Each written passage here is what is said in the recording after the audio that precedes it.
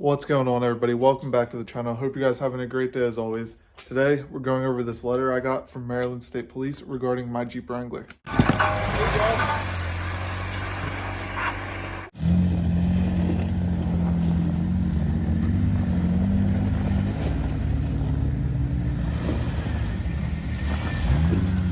So as most of you know, it does not usually look like this. It's not usually on stocks. It's actually usually on these 40 1350 Nitto trail grapplers. However, if you guys saw my last video, you know that we did get pulled over in the Jeep for a bunch of things. It actually says it on this paper, so let's go ahead and take a look at this. So I've gone ahead and covered up all the important information about the Jeep, and this is what we got written for. So we got the exhaust system, fenders, flaps, which is essentially the fenders not being wide enough.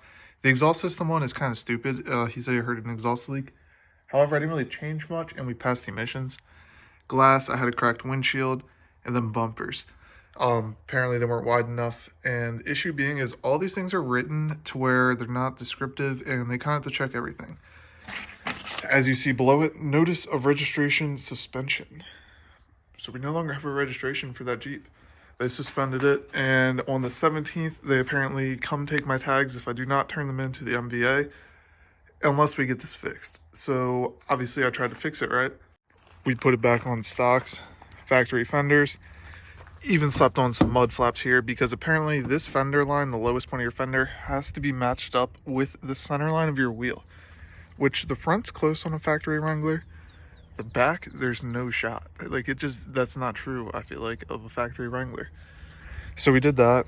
Bumper had to be wider, so we welded these tubes on here, basically like that, to extend the bumper out a little bit. Got a new windshield. Passed emissions, so I was kind of under the assumption that was all good because emissions is pretty strict, so I kind of figured that was okay. And then we headed to the shop to get it inspected and try to get these repair orders signed off on. Drop it off. They called me back like maybe an hour and a half later and like, hey, your Jeep's ready to come pick it up. We have some things to go over when you get here. So we dropped off the Jeep probably 12, so now it's like 1:30, so we're heading back to go pick it up, right?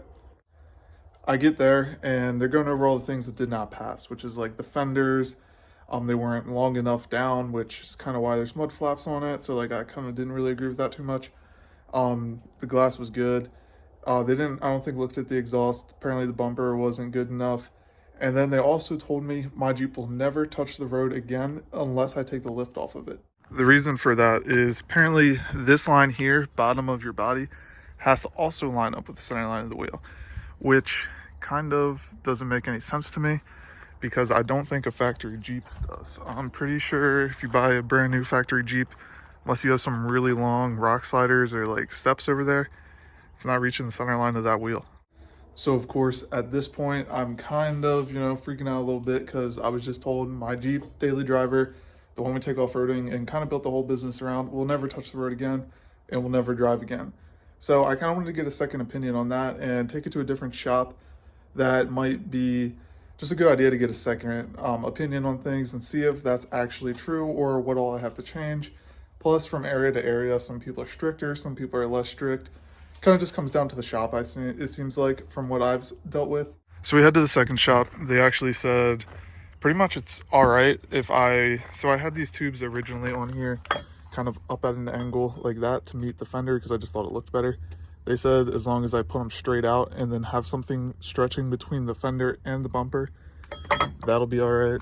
They also said I'm gonna have to change the wheels and tires because this setup rubs on the steering pretty bad. It's actually not rubbing now because it self-clears itself.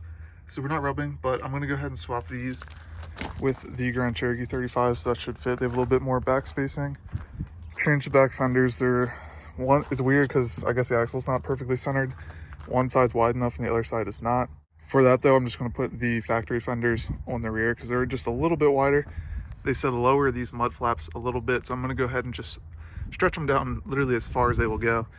And besides that, they said there is still a small exhaust leak somewhere up by the engine. My guess is underneath this heat shield or like cover thing for the headers. They might be cracked because it seems like a pretty common issue with these Jeeps. So I'm gonna go ahead and pop that off and take a look. Okay, so I've been working on this and I just wanted to put this in that last video when I talked about the exhaust leak because I thought this was kind of crazy. look at my header. That thing is just cracked all the way through. It's kind of crazy because I did pass emissions like that, so I'm not really sure how that got through. But we're probably going to have to fix this before we get it inspected again. I'm sure that's my exhaust leak, so we'll look at that. But besides that stuff, the shop said it looked pretty good and we should be all right here. And once I fix that stuff, they should be able to sign off on it. They just have to look it over again, make sure everything's still good, and then they should be able to sign off for me. Now the issue is, technically, since I took my registration, I can't drive the Jeep on the road and take it to the shop, which just seems kind of pointless. It's also kind of weird that the MVA can take so long to get me my papers and do all that stuff. We're still waiting on the title for the blue Jeep. And their reasoning is because of all the shipping delays and stuff like that due to what's going on right now. But when it's my turn to turn in papers to them or any of that stuff, it's supposed to be perfectly on time, all that kind of stuff. I just don't really get that, but just have to deal with it. But today I'm going to try to fix the Wrangler, take it back up to the shop, and hopefully get it signed off on so they don't come on the 17th and take my plates. I did kind of just want to give you guys kind of a little update of where I've been, why I haven't been uploading as much. I think it's been 10 days since the last upload. I've been dealing with this. Also a bunch of things behind the scene. We're working on a new business we'll be launching, basically built around Grand Cherokee, so you guys aren't going to want to miss that. I've also been doing a lot of research on editing videos and trying to make the video quality so much better than it is right now. I think that's the next step for the channel, is just upping the quality a ton, making great quality videos, and just constant action videos. I think that'll do way better, and I think you guys would enjoy that more. So if you guys would enjoy that more, go ahead and comment down below. I think that's basically how we have to take the channel to the next step here.